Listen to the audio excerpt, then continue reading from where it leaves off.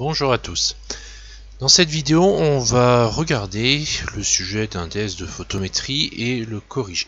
Alors la photométrie, c'est un chapitre de seconde bac pro qui est là pour étudier en fait la lumière et surtout la façon dont la lumière peut éclairer des pièces ou des objets.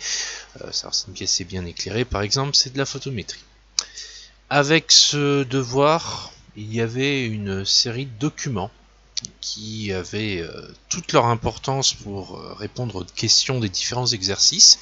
Et donc avant même de regarder les exercices, on va regarder rapidement les documents. Donc le premier document qui est en train d'apparaître sur votre écran définissait toute la domotique. Ça permettait de mieux comprendre de quoi on pouvait parler quand on évoquait la domotique, ce qui était évoqué dans le devoir. Document 2, c'était sur la diode et la photodiode. Document 3 sur l'utilisation des photocomposants. Ça, ce sont des choses qui sont plus en rapport avec le cours. Donc normalement, vous avez déjà vu, tout comme le document 4, on avait la schématisation des photocomposants qui, là encore, étaient des éléments de cours, mais qui étaient donnés dans les documents, ce qui permettait de répondre même quand on avait oublié comment tracer les différents symboles. Maintenant qu'on a vu les documents, voyons le premier exercice qui était assez long. Contrôle qualité, il y avait beaucoup de texte, beaucoup d'informations. On avait deux séries de questions, 4 et 4. La première série de questions, c'était le grand classique en photométrie. On va voir comment on va s'en sortir pour le faire, mais c'est vraiment des questions typiques de photométrie. Quant aux questions 5 à 8, c'était plus de la réflexion. Donc là encore, on verra comment y répondre, mais là, il n'y a pas de méthode miracle à chaque fois, c'est à s'adapter sur l'exercice. Regardons tout de suite la première question. On devait calculer l'aire de la surface de l'atelier. Dans l'énoncé, on disait qu'il faisait 8 mètres de longueur et 5 mètres de large, donc 8 x 5, 40 mètres carrés. Pas compliqué. La question 2, calculer l'éclairement lumineux. Donc on a notre formule habituelle. Formule qui nous dit que l'éclairement, c'est le flux lumineux divisé par la surface en mètres carrés. Donc flux lumineux en lumen. Le surface en mètres carrés bien évidemment, et l'éclairement en lux. Donc là en l'occurrence on avait 18 000 lumens, valeur qui était donnée dans l'énoncé. 40 mètres carrés qu'on venait de calculer la question précédente, on trouvait 450 lux, on avait l'éclairement, on était content. Donc ça c'est vraiment une question classique de photométrie à maîtriser. Et j'insiste vraiment sur la nécessité de maîtriser ce genre de calcul, tant ce genre de calcul avec l'éclairement, le flux lumineux et la surface tombent souvent en photométrie. On passe à la question 3, on nous demande de donner la valeur de l'éclairement recommandé lors du contrôle qualité. Donc, d'après le document qu'on avait, donc il suffisait de lire le document, de bien regarder qu'on était dans la partie contrôle. C'était du travail du bois puisqu'on était sur un atelier de travail de bois. Et du coup, on devait avoir un éclairement de 1000 lux. C'était marqué, il n'y avait pas de problème. En déduire si l'éclairement recommandé est respecté, eh bien non, puisque on a 450 lux et recommandé c'est à 1000 lux. Donc ça marche pas. On passe à la deuxième partie de cet exercice avec les questions 5 à 8. En question 5, on nous demande de donner la date depuis laquelle les détecteurs de fumée sont obligatoires. Donc ça c'était marqué dans le texte depuis le 8 mars 2015. Donc la réponse était le 8 mars 2015. Pour la question 6, donner le nom du composant émetteur du signal lumineux. Bien, là encore, c'était marqué dans l'énoncé, dans le texte, pour ne pas changer. Il s'agissait d'une diode électroluminescente, qu'on appelle aussi DEL. Préciser infrarouge, bon, ça c'est pas forcément utile dans la réponse, puisque le nom du composant c'est diode électroluminescente. Infrarouge, ça précise simplement la couleur de la diode. On va pas forcément compter faux si vous mettez infrarouge, mais bon, on n'est plus forcément sur le nom en lui-même du composant. Dans la question suivante, on nous demandait de donner le nom et la schématisation du composant récepteur du signal lumineux. Donc là, il fallait chercher dans les documents qui étaient donnés en plus, que je vous ai montré au tout début de la vidéo.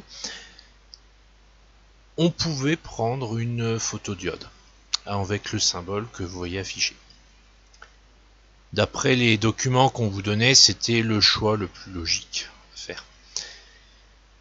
La question 8, expliquer pourquoi un seul détecteur de fumée est suffisant dans cet atelier. Donc là encore, il fallait citer du texte. On me disait un détecteur de fumée par tranche de 70 mètres carrés. Donc un seul, ça suffit puisque la surface qu'on a calculée au tout début de l'exercice en question 1, c'était 40 mètres carrés. Donc 40 mètres carrés inférieur à 70 mètres carrés, un seul, ça suffit. Voilà pour ce premier exercice. Donc on va maintenant tout de suite passer à l'exercice 2.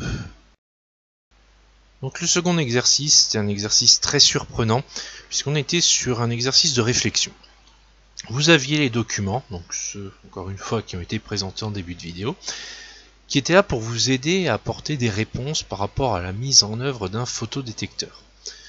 On vous donnait très peu d'informations, vous étiez très peu guidés, et on était surtout sur de la proposition d'expérience, de la proposition de schéma, sur des hypothèses, et sur une observation à deviner.